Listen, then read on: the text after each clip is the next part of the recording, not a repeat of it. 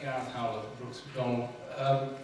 Can I take up one of the obiter dicta that slipped in at the beginning of your speech, in which you mentioned fiscal federalism favourably? Would it be fair to say that one of the consequences of fiscal federalism might be increased regional disparities of wealth? And if so, are we to see that as a good thing or a bad thing in the abstract? And in particular, in the context of the sacrifices which we're called upon to make, which you referred to at the end of your speech? Well, it's a good question, and I think it is right that if you have greater diversity, you will have greater diversity of outcomes. And I've always been uncomfortable with an obsession which sometimes exists with postcode lotteries, that everything should be the same everywhere. Because I think if you do believe in decentralisation and devolution, you are going to get very different outcomes. And I think on balance that's right. And if Scotland wishes to choose between a range of being Britain's Texas to being its California, well, it should have the opportunity to make that choice. You can have a low tax, low spend, or a high tax, high spend option, and you can operate within that framework. I think it's too tightly controlled. Britain is massively over-centralised. It's not healthy. No business, no big business would operate with out of the chief executive's office the way that our government does. So you've got to decentralise, and you've got to accept that there will be failures when you do it.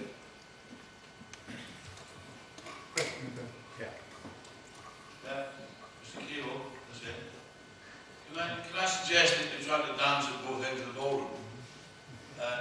The argument in the forthcoming election is cuts now or cuts later. Where are you on this argument? Well, it's the only argument, by the way. Well, I thought I made it very clear that where we are at the moment, on the basis of data which is fragmentary and uncertain, it does suggest that right now the British economy is very fragile and could well be heading into another downturn after barely having emerged from the first one. And under those circumstances, I think it would be dangerous to embark on large-scale cuts immediately. And if you're asking me where I stand on Osborne versus the opposite, then I'm the opposite. I don't think that's a sensible way to approach public finance right now. I think that the answer to this, however, is not a political answer. I think what we need to have in mind is an approach which says that the timing and speed of cuts in spending, fiscal correction, whatever euphemism we want to use, has got to be dictated by the state of the economy. And that involves looking at growth rates, it involves looking at employment, credit availability, spare capacity, as well as the rather crucial issue of how easy it is for the British government to borrow, and the terms on which it can borrow, and the credit rating. Those are the factors which enter in, and you can't decide those things on the basis of political dogma. Mr. Keogh, the banks, and I think you've intimated that, and the FSA and others are blamed for the crisis. If I may suggest it, the prime cause of the crisis is that most of us in society live beyond our means, and the banks and one or two others have been happy to allow us to do so. And what we've got now as part of the cure for this is the punishment of those who don't live beyond their means, the savers. They get nothing on their money when they're placed in the deposit with the banks. Whereas, if you're a lender, a borrower, if you are a borrower, you get your cost of borrowing subsidised. And so those that caused the crisis have been bailed out, and those that didn't aren't. Now, I think I'm right in saying that you've referred to in the past how the Far East got out of its 1997 banking crisis. But there was a huge, huge difference between that and now. The savings rate in China is circa 50%, in Korea 35%, in Taiwan 35%, in Japan 10 to 20%. They've got natural savings that come into the system which allowed the banking system to resolve itself quite quickly. Unless we do something fundamental about changing the relationship between savings and borrowings, then all we've done is dealt with the symptoms. There doesn't seem to be any sign of recognition of that. Yes, well, there are several points. And I don't go along with the simple idea that banks are to blame. I mean, actually, there were some extremely well-run banks which did not succumb to this crisis, and HSBC, Standard Chartered, the Co-op Bank, others, Clydesdale, well-run banks that didn't have any problems and were pretty prudent.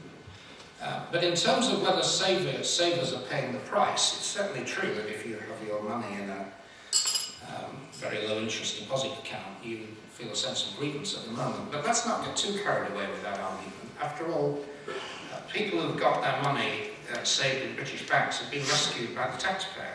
Deposit protection schemes, nationalisation was about saving savers. In an old-fashioned banking crisis in the 19th century, or the beginning of the 20th century in the United States, savers would have been wiped out. Northern Rock was rescued by the government to protect the savers. So although savers might genuinely claim that they're facing negative real interest rates, they have been saved. So I wouldn't go too far overboard with that argument. But you're right that there is a structural issue. We, as a society, save too little. That's partly to do with long-term contractual savings. We are going to have higher levels of savings if we're going to deal with the future pensions, long-term care. And while we deal with the short-term problems, we mustn't lose sight of that very basic objectives. You make the point about the Far East, but of course they've got the opposite problem. And they have very serious problems of excess savings. In the case of Japan, that's one of the factors that has kept them in a state of stagnation. And in the case of China, it's part of the structural imbalance in the world economy that all their savings are spilling out overseas. Of course, it's associated with, and to some extent causes, the export surplus they have, which is potentially leading to conflict with the United States. So having an excess of saving presents its own problems. We've got one question now and then one over there. Shall I go first? Yeah. What should be done about corporate tax, and what would you do to stop companies moving their HQs overseas because they fear a high tax regime? Well, British corporate taxes are roughly in the middle of the OECD range. No, I mean, in an ideal world, it would be great if basic rates of corporation tax were more competitive. But how do you do it? Both we and the Conservatives have been looking at how you might reduce the basic corporation tax rate by removing some of the allowances, but that creates problems in turn, because if you get rid of capital allowances, you hit manufacturing industry. If you get rid of R&D tax credits, you hit high-tech industries. If you get rid of interest relief, well, you hit large numbers of highly geared companies. So, it's not easy. And it would, theoretically, be much better to have a much simpler system, fewer reliefs, fewer allowances and lower rates. But getting there is potentially problematic.